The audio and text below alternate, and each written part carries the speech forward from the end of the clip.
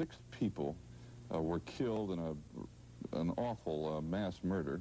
I don't know, it's got to be awful, in a small town on Long Island. The town is called Amityville.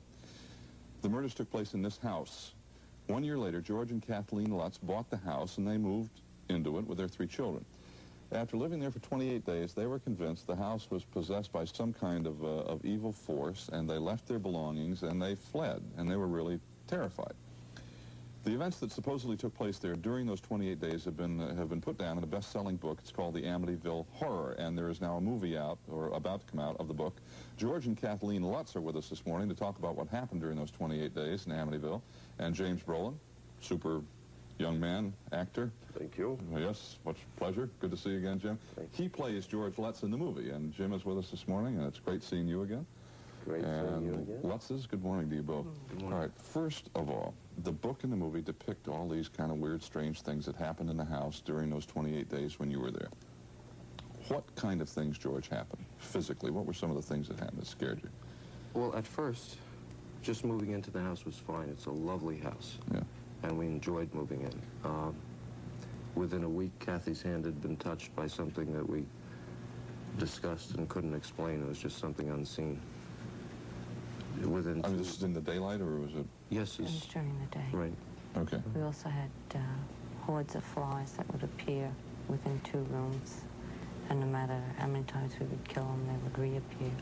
All right, now flies can be a real problem in this part of the country in the summer, Sure. in any house, you know. But if you have 2 or 3 or 4 within 1 room, that could be commonplace. And it But was when the you're winter. talking over 100, Well, this was the winter. yes, And you're talking about how many? over 100 flies Over 100 at flies. one time, and then you'd go around and kill them. They'd be lying on the floor. You'd come back an hour later, and they would be there, more of them.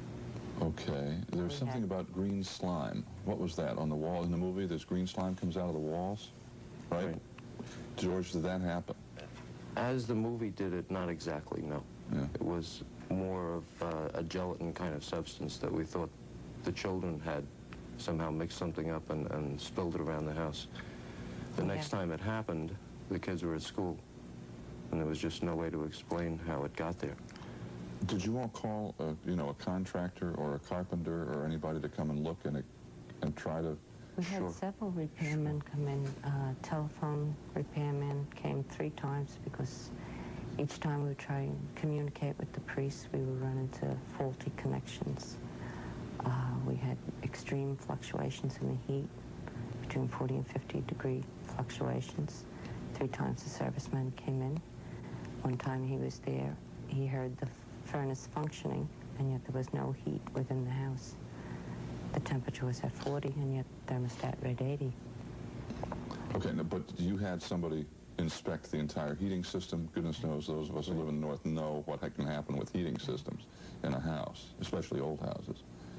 George, there was also something about black in the toilets, the water black and making the ceramic, the bowls or whatever The black. china itself, it wasn't in the water. The china itself turned black. And at first it was one bathroom and then another and then another. So that by the time the investigators got there, a number of them were still black.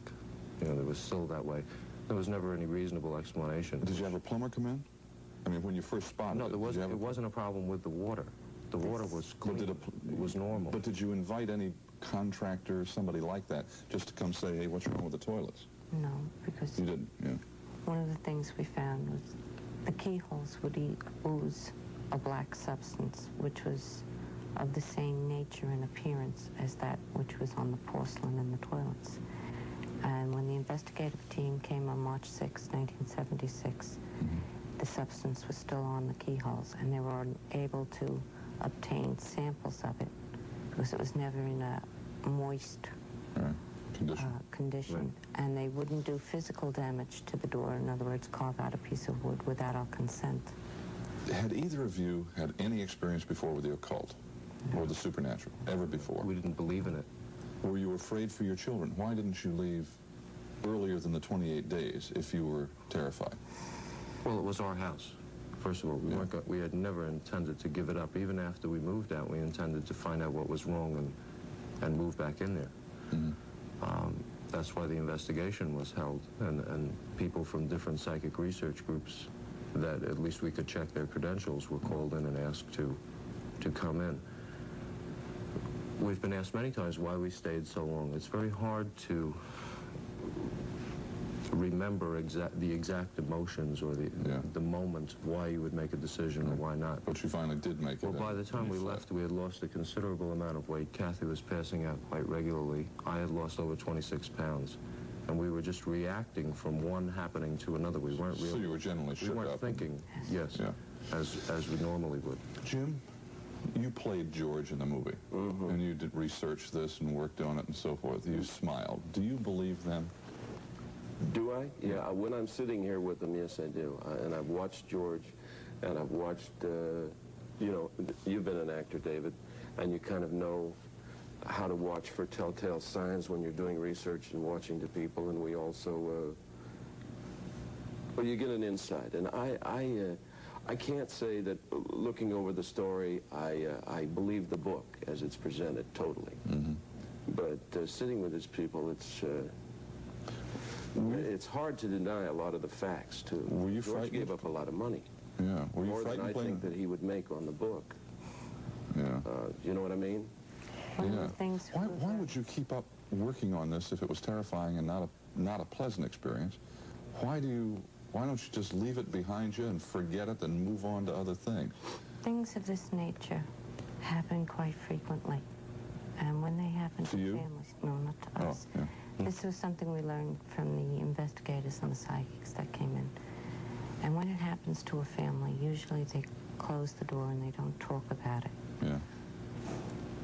And unless these things are talked about, they'll never be understood.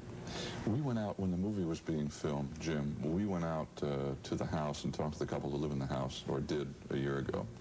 And they said they'd had no problems whatsoever. Everything was just fine. And they implied that this is all a big hoax. Well, one of the things we're very happy with is 4 weeks ago, both of us were subjects of a polygraph test. Right. It was given by Chris Gugas and Michael Rice. And we both passed with flying colors. We Jim? were tested separately on it. Is the movie fun? Well, the movie's very effective, I think. And I'll tell you, when I was sent this script, and, you know, we're all at the mercy of scripts in this business, I read it. I was working on another picture, and I didn't have much time, and I read it quickly, and they wanted an answer.